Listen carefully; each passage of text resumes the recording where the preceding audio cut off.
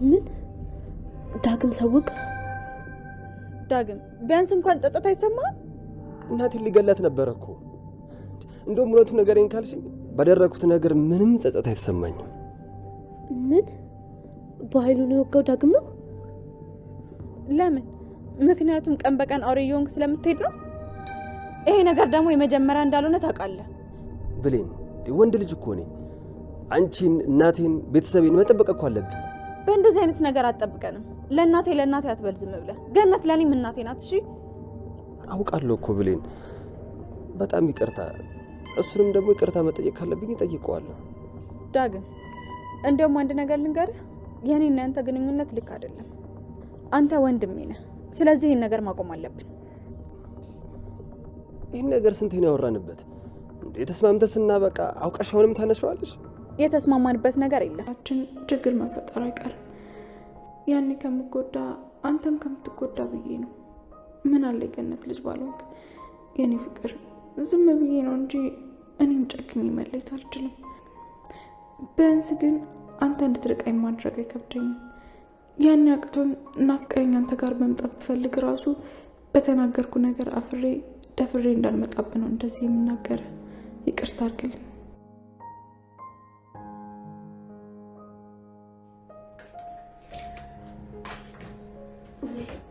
እሺ ብለ ከወንድምሽ ጋር ተጣላችሁ አይደል?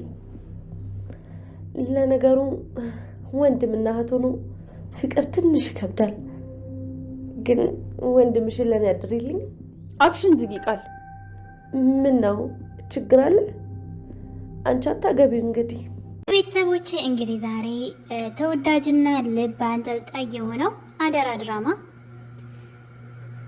በክፍል 35 ላይ እንግዲህ በጣም ብዙ ነገሮችን እያየን እንገኛለን። ነገር ግን እስካሁን ድረስ እንግዲህ የዳግም እውነት ቢወጣለትም የድራማው ዋና ብሌን በስሟ የተሰየመው የብሌን ታሪክ ግን አሁንም ድረስ እንደተሸፋፈነ ቀጥሏል። እውነቷ አልወጣላትም። እንግዲህ የሰላም ልጅ ብሌን እናትና ልጅ አንድ ቤት እየኖሩ ሊተዋወቁ አልቻሉም። እሱም ግን ሌሎች ሰዎች በመካከላቸው ገብተው እንዳይተዋወቁ እንቅፋት ስለሆኗቸው ነው። በተለይ ደግሞ ወንድም ተብዬው አቶ በኃይሉ እንግዲህ እስካሁን ድረስ እህቱ ላይ በጣም ብዙ መጥፎ ነገሮችን ሲያደርግ ብሌን ላይም እናቷ ላይም አሳዳጊዋ ላይ ማለት ነው በጣም ብዙ ነገሮችን ሲያደርግባት እያየን ነበረ። ነገር ግን ብሌን የዛን ተቃራኒ ለሱ ስትመልስለት አይተናልና ምናልባት ይህ ሁሉ የሰራው ክፋት ብሌን በመልካም ነገር ስትመልስለት አቶ በኃይሉ ራሱ ልቡ ሊራራ ወይም ደግሞ ከመጥፎ ተግባሩ ሊመለስ ይችላል ብዬ አስባለሁኝ። እንግዲህ በባለፈው ክፍል ላይ ካያችሁ ዳግም ተናዶ ያው ከእናቱ የለየው እሱ እንደሆነ ሁሉ አመት ያውቃል። ነገር ግን ቃል ደውላ የዳግም እናት እዚህ ቤት ናት፣ እናትና ልጅ ሊገናኙ ነው ብላ ስትነግረው አቶ በኃይሉ ዳግም ስለ እናቱ ያወቀ ስላልመሰለው ቀድሞ እንግዲህ ጉዳይ የሚያውቀው ዳግም ነው። ነገር ግን አቶ በኃይሉ ይህን ነገር አያውቅም። ዳግም ከማወቁ በፊት ሴትዮዋን ከቤት አስወጪ እና ከዛ እኔ እርምጃ ወስድባታለሁ ብሎ ነበረ። በዚህ ቅጽበት እንግዲህ ቃል እቤት በመሄድ ሌባ ናቸው በማለት ከጓደኛዋ ጋር ሆነው የዳግምን እናት እየጎተተች ከቤት ስታስወጣ ዳግም ይደርሳል እና ይህን ነገር ያስደረገው ደግሞ ራሱ በኃይሉ እንደሆነ ስለሰማ ነው። እንግዲህ ተናዶ ቢላ ይዞ ከቤት ወጥቶ አቶ በኃይሉን እንግዲህ ብዙም ባይጎዳውም ግን ደሙ እስኪፈስ ድረስ ሲወጋው አይተናልና በዚህ ቅጽበት ነበረ ብሌን ትደርስና ዳግምን ተቆጥታ በጣም መጥፎ ሰው እንደሆነና እንዴት ክፋትን በክፉ ትመልሳለህ በማለት አቶ በኃይሉን ስትረዳው እያየን ነበረና እዚህ ጋር እንግዲህ እሷ በጣም ብዙ በደል አድርሶባት እሷ ግን ለሱ ስትጨነቅለት እሱ እንዳይሞት ስትረዳው ሲያይ አቶ በኃይሉ ምናልባት ከዛ ከመጥፎ ተግባሩ ሊጸጸት ይችላል ብዬ አስባለሁ። ምናልባትም ብሌን የእህቱ ልጅ እንደሆነችና እስካሁን ድረስ ሲሰራው የነበረው ድራማ የእሷ ልጅ ያልሆነችውን የአንቺ ልጅ ናት በማለት ቤት ድረስ በማምጣት በጣም ብዙ ነገር ሲያደርግባት የነበረውን ሁሉ ይቅርታ ሊላት ይችላል ወይም ደግሞ እውነቱን ራሱ ሊናገር ይችላል የሚል ሀሳብ አለኝ። ምክንያቱም እስካሁን ርቀት ድረስ ተጉዞ ምንም ያገኘው ነገር የለም። አንድ ነገር ግን አጥቷል።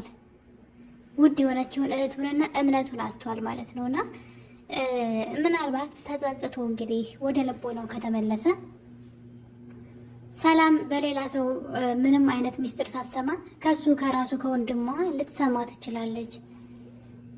ተጸጽቶ ብሌ እህቱን ይቅርታ በመጠየቅ እናትና ልጅን ሊያገናኝ ይችላል ራሱ በራሱ ብዬ አስባለሁኝ። ምክንያቱም አሁን ላይ የሰላምን ገንዘብ ለማግኘት በጣም አደጋ ሆኗል። እርስ በርሳቸው እየተመቀኛኙ ይገኛሉ። ቃልም ለባህሉ አተኛም። ባህሉ ደግሞ አሁን ላይ ቃልን አጥፍቶ ብቻውን ወይም ደግሞ ሌላ ሰው አምጥቶ ብቻ በሆነ ዘዴ የሰላምን ንብረት መውሰድ ነው የሚፈልገው። ቃልን በፍጹም ከጨዋታ ውጭ ማድረግ ይፈልጋል።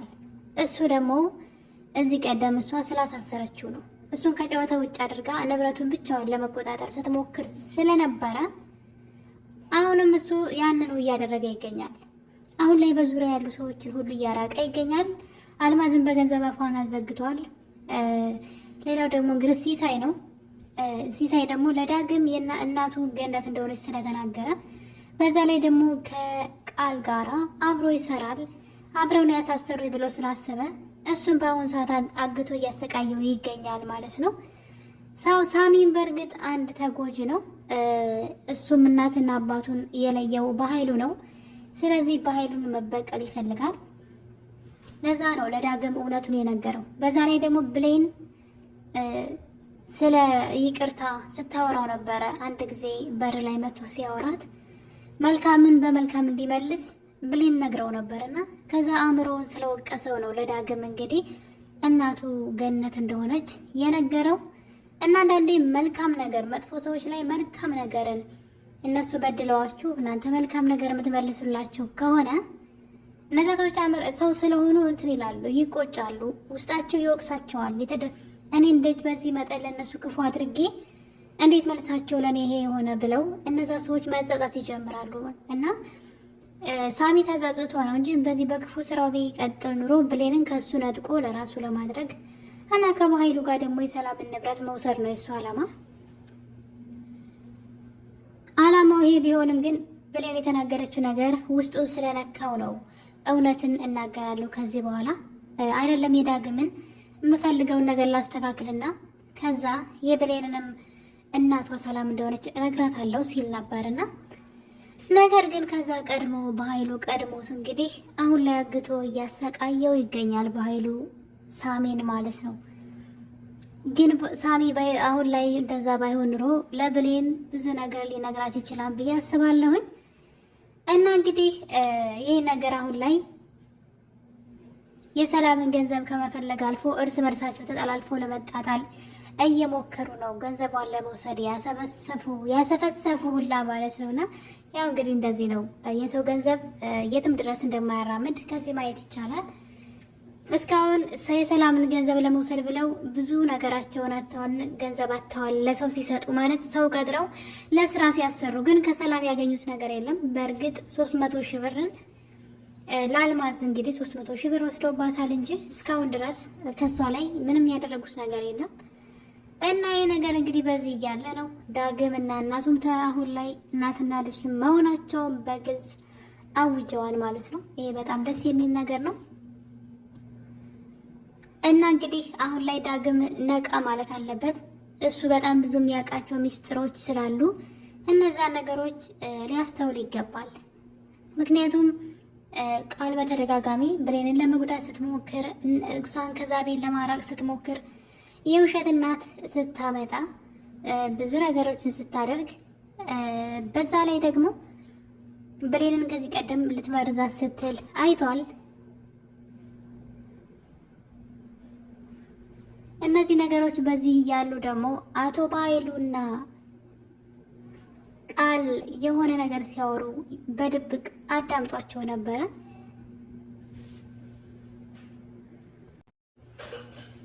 እናም እንግዲህ ዳግም እውነቱን ከተናገረ የሰላምና የብሌን እናትና ልጅ ውሉ ይገኛል ብዬ አስባለሁ። እንግዲህ አቶ በኃይሉና ቃል ቶሎ ብለሽ ሰላምን መግደል አለብሽ ሲላት ዳግም ተደብቆ አዳምጧቸዋል። ይህ ብቻ አይደለም። አሁን እዚህ ቤት ሰራተኛ ሆና የመጣችው ብሌን ማለት ነው የሰላም ትክክለኛ ልጇ ናት። ስለዚህ ሁለቱ እንዳይቀራረቡና እንዳይተዋወቁ ማድረግ አለብሽ። ያለዛ ግን እናትና ልጅ መሆናቸውን ሊያውቁ ስለሚችሉ እቅዳችን ሁሉ መና ይቀራል ብሎ አቶ ባይሉ ለቃል መድኃኒት ሲሰጣት ዳግም እያያቸው ነበረ። ይህ ብቻ አይደለም። በሰዓቱ ብሌን እዛ ቤት ገና ለመጀመሪያ ቀን መምጣቷ ስለነበረ ዳግም አላያትም፣ አላወቃትም እና ማናት ይቺ ብሌን የምትባለው እያለ ራሱን ጥያቄ እየጠየቀ ነበረ። ከዛ ግን ከትንሽ ደቂቃዎች በኋላ ነበረ ቃል ለእናቷ ለሰላም ምግብ ልስራለች በማለት ወደ ኪችን ትገባለች። ብሌን ደግሞ የአሳዳጊዋ ቤት ቆይታ ወደ ሰላም ቤት መጣ። ድንገት በር ላይ ቁማ ወደ ኪችን በር ስትገባ ቃል ምግብ እየሰራች ነበረ። በመጨረሻም እንግዲህ ምግቡን ሳህን ላይ ከጨመረች በኋላ የሆነ ብልቃጥ በመክፈት መድኃኒት ምግቡ ላይ ስትጨምር ታያታለች። በዚህም የተነሳ እንግዲህ ብሌን ወደ ኪችን በመግባት የውሃ ኩባያ ይዛ ወደ ሳሎን ትሄዳለች። ሰላም ልትጎርሰው የነበረውን ምግብ ሆን ብላ ውሃ ትደፋበታለች። ነገር ግን ሰላም በእጇ ምግብ ይዛ ስለነበረ ቀድማ ቃል እናትየዋን በግድ እንድትጎርሰው የያሽውን እንኳ ጉረሽው፣ የሰራቱን ሳትቀምሽው ውሃ ደፋችበት ይቺ የተረገመች። ስለዚህ የያሽውን ጉረሽው እያለች እናቷን ሰላምን ተጨቀጭቃት ነበረ። ምክንያቱም ደግሞ ምግቡን ስለመረዘችውና ምግቡ መርዝ ስላለው ነው ቢዩ የምትላት። ነገር ግን ብሌን ያ ነገር እንዲሆን አልፈለገችም። ያየችው ነገር ስላለ ሰላም እጅ ላይ ያለውን ምግብ እሷ ልትጎርስ ተገዳለች ማለት ነው። እትዬ ለኔ ጉርሽኝ እኔ ጉርሽ እወዳለሁ በማለት እንግዲህ ከሰላም እጅ ላይ ያለውን መርዝ የነካውን ምግብ ብሌን ትጎርስና ወደ ውጭ ትወጣለች ለመጥፋት። በዛ ሰዓት ነው እንግዲህ ከዳግም ጋር የተዋወቁት። ዳግም ስምሽ ማን ነው ሲላት ውሃ ከሰጣት በኋላ ብሌን እባላለሁ አለችው። እናም አቶ ባይሉና ቃል ሳሎን ውስጥ ሲያወሩ የነበሩትን ነገር አስታወሰ። እኔ ብሌን እባላለሁ ስትለው ለመጀመሪያ ጊዜ ነው ያያትም የተዋወቃትም። ነገር ግን ከደቂቃዎች በፊት አቶ ባይሉ ብሌን የሰላም ትክክለኛ ልጅና ሰራተኛዋ እያለ ሲያወራ የሰማው ነገር ትዝ አለው። ግን ነገሩ አልገባውም። ምን እየተካሄደ ነው እዚህ ቤት ብሎ ከዛ በኋላ ይህን ነገር አስታውሶት እራሱ አያውቅም። ነገር ግን ብሌን በተደጋጋሚ እናቷን እየፈለገች እንደሆነ፣ እናቷ ከአረብ ሀገር የመጣች እንዲሁም ደግሞ ለብዙ ዓመት አረብ ሀገር የኖረች እንደሆነች በተደጋጋሚ ሲወራ፣ እናቷ ደግሞ እንደማታውቃት ያውቃልና ለምን ይህን ነገር ችላ እንዳለውና ድጋሜ ሊያስታውሰው እንዳልፈለገ ባላውቅም በተወሰነ መልኩም ቢሆን የሰላምና የብሌንን ታሪክ ከባይሉ አንደበት ሰምቶ ነበረ። ይህ በዚህ እንዳለ ደግሞ አልማዝ ሞተች ከተባለ በኋላ አልማዝን በአካል አግኝቷት ነበር። እናም ይችን ሰው የት ነው ማውቃት ብሎ ለተወሰነ ሰዓት እንግዲህ እሷ ከሱ እስክትርቅ ድረስ ለማስታወስ እየሞከረ ነበር።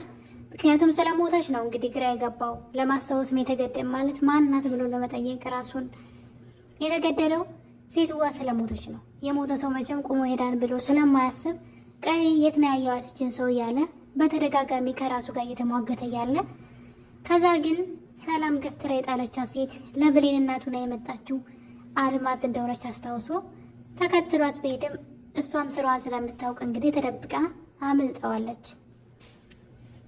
ይህ በጣም ከባድ ነገር ነው፣ እንደ ቀላል የሚታይ አይደለም። ዳግም ይህን ነገር ድጋሚ ሲያስታውሰውም ሆነ ሲያነሳው እንደ ሀሳብ እንኳን ሲያወራው አልሰማንም። አልማዝን አየዋት እንዴት ሊሆን ቻለ ብሎ ሲያወራ እየሰማ ነው አይደለም። የአልማዝ መሞት ምንም እየመሰላቸው አይደለም። ሰላምን ብትሆን ሰውን ያክል ነገር ገላ ምንም ሳይመስላት እንግዲህ በሰላም እየኖረች ነው። ይህ ትንሽ ግርምትን ይጭራል ማለት እውነተኛው ላይ እውነተኛ ዓለም ላይ ብናየው አንድ ሰው ነፍስ ገሎ ለዛው ነፍስ መግደሉን በጣም ብዙ ሰው አውቆ በሰላም ሲኖር ተረጋግቶ አስቡት።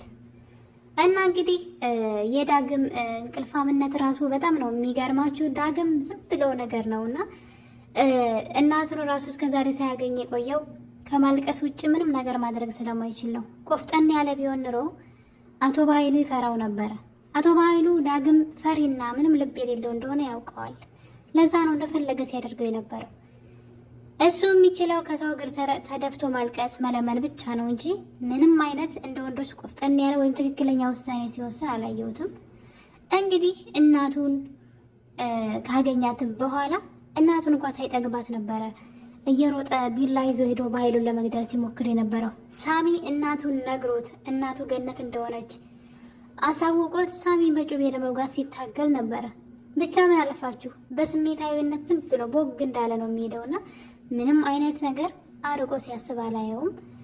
ይሄ ደግሞ ዋጋ ያስከፍለዋል እና በጣም ብዙ ሚስጥሮችን እያወቀ አለመናገሩ የብሌን እውነት ተደፋፍኖ ወይም ደግሞ ተሸፋፍኖ እንዲቆይ እሷም የእናቷ ሰራተኛ ሆና በእናቷ ቤት የምትኖረው ልጅ ነኝ ብላ ሀሰተኛዋ ልጅ እሷን ቁም ስቅሏን እያበላች እያሰቃየቻት እየኖረች ትገኛለች። ያላለቀሰችበት ቀን የለም። ብሌንም ብትሆን ሰላም ቃሌ ሰላም ትክክለኛ ልጇ እንዳልሆነች እያወቀች እስካሁን ድረስ በሌላ መልኩ እንኳን ሰላም እንድትነቃ ማድረግ ትችል ነበረ። ወረቀት ጽፋ የእሷ ቦርሳ ውስጥ ማስገባት ምናምን አይጠበቅባትም። በውጭ ስልክ አስደውላ ሰላም እንድትነቃ ማድረግ ይቻላል። ይህ ቀላል ነገር አይደለም። እሷን ገድዬ ነው ያለችው፣ ቃል በቃል ገድያት ንብረቷን አወርሳለሁ ያለች ደፋር ናትና እንደ ቀላል ነገር የሚታይ አይደለም። ነገር ግን እነሱ ምንም ነገር አልመሰላቸውም። እስካሁን ድረስም ምንም ትንፍሽ አላሉም እና ይህ ነገር ወዴት ያመራል የሚለውም ሌላ አጓጊ ነው ማለት ነው። ከዚህ የባሰ ችግር እንዳይፈጠር አንዱን ችግር ሲሸፍኑ ሌላ ችግር እየወጣ ማለት ነው። እንዲሁ ወይዘሮ ገነትም ደግሞ የምታውቀውን ሚስጥር መናገር አለባት። ውሸት እንኳ ቢሆን ነገሩን ማጣራት አለባቸው። ሰላም የብሌን እናት መሆኗን ተነግሯታል።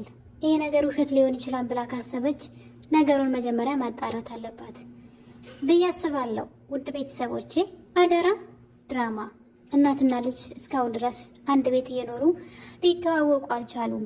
እንደዚህ አይነት ታሪክ የብዙ ሰዎችን ቤት የሚያንኳኳ ነው። እናንተስ ከዚህ ድራማ ምን እየተማራችሁ ነው? ከመዝናናቱ ባለፈ በጣም ቁም ነገር አዘልና አስተማሪ የብዙዎችን ሕይወትም የሚዳስስ ታሪክ ነው። ብሌን የሰላም ልጅ የአደራ ልጅ ሁና እንግዲህ አደራውን ወንድምየው ባለመወጣቱ እናትና ልጅ እስካሁን ድረስ እንደተለያዩ ናቸው። በቀጣይ ክፍል በአደራ ድራማ ምን ሊፈጠር ይችላል የሚለው አጓጊ ነው። በሌላ በአዲስ ቪዲዮ እስከምንገናኝ የዛሬን አበቃን። ደህና ሁኑልኝ።